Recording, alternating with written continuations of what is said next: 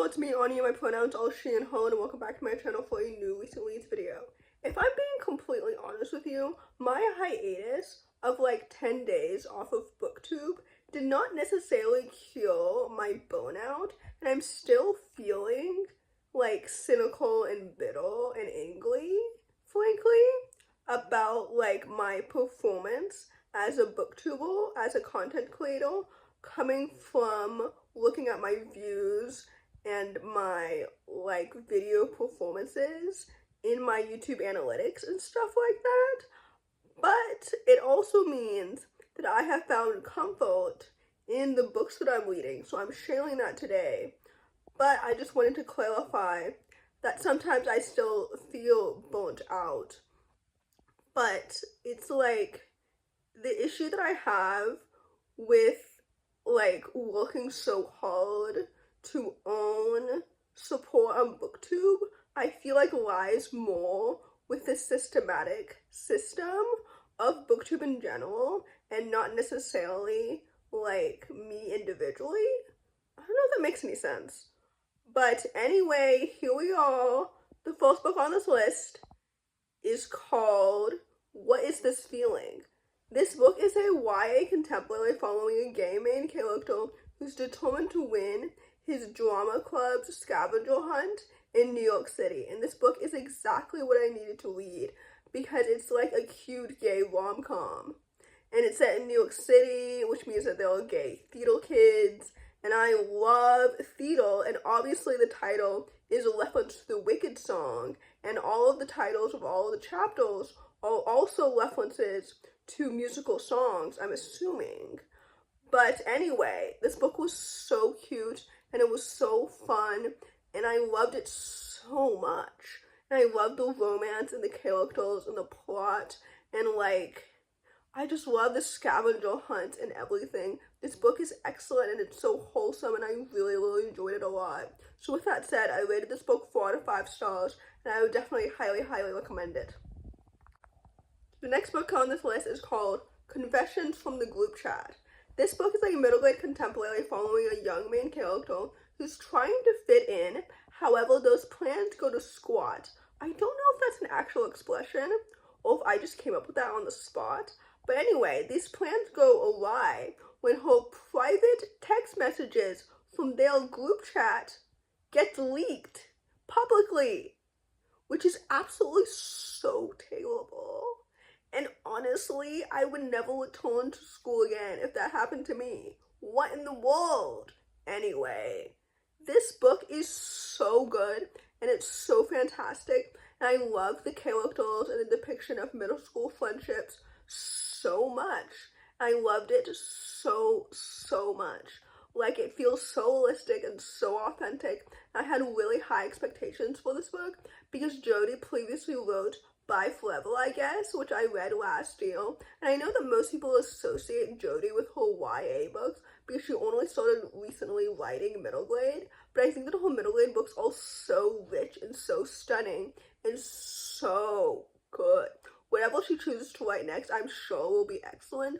But middle grade is such a hidden gem, and this book is so good and it's so underrated. I love the plot and the characters and the friendships and everything. Like, this book was so good and so well done. So anyway, with that said, I rated this book 4 out of 5 stars and I would highly, highly recommend it.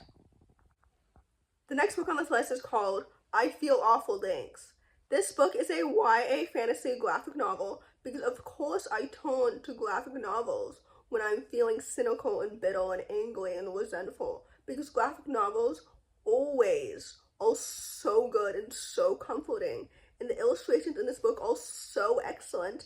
But anyway, this book is a YA fantasy graphic novel that follows a young main character who's navigating a new job as well as her mental health.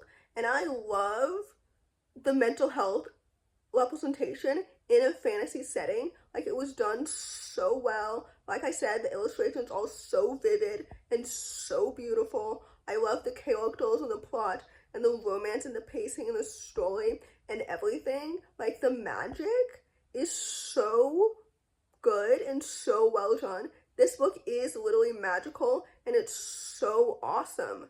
Everything about this book was so well paced and so good, and I loved every single element of it. So anyway, with that said, I rated this book 4 out of 5 stars, and I would highly recommend it. The next book on this list is called I Like Me Better.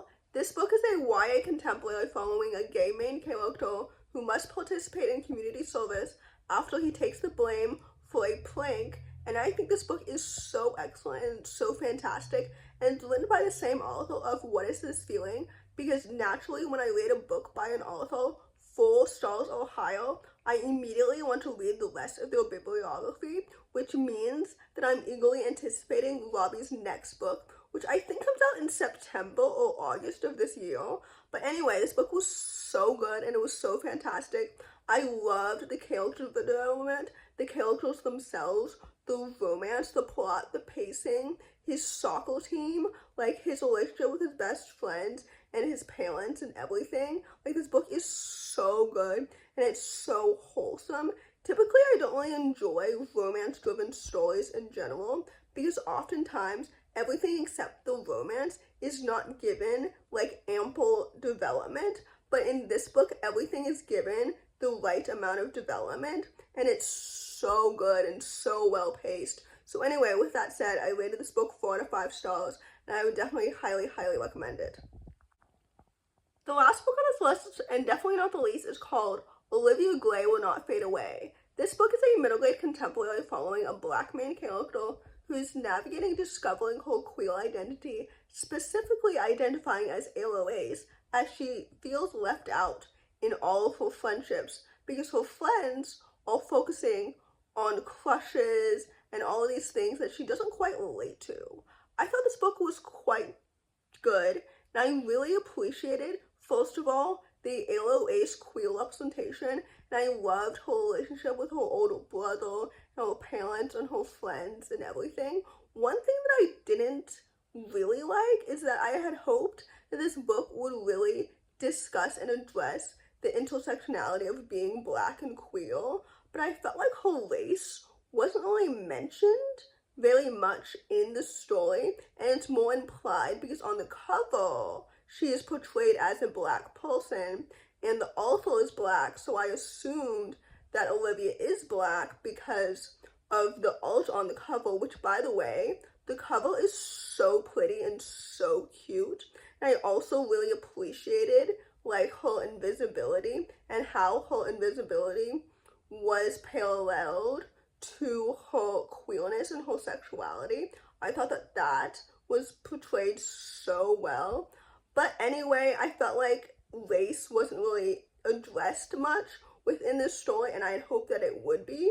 But anyway, all that to say, this book was so good and so fantastic. I love the characters and the plot and the family dynamics and the queerness and everything. So with that said, I rated this book 4 out of 5 stars, and I would definitely highly recommend it.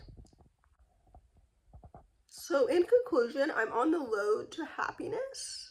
I don't really know how my future will really look emotionally, but I'm grateful that I took a hiatus, and I might take more in the future. So anyway, in conclusion, if you enjoyed this video, please don't hesitate to give it a big thumbs up. Comment down below the unicorn emoji if you made it all the way to the end of the video. Thanks for watching, and subscribe to my channel if you're new, and I'll see you in my next video. Bye!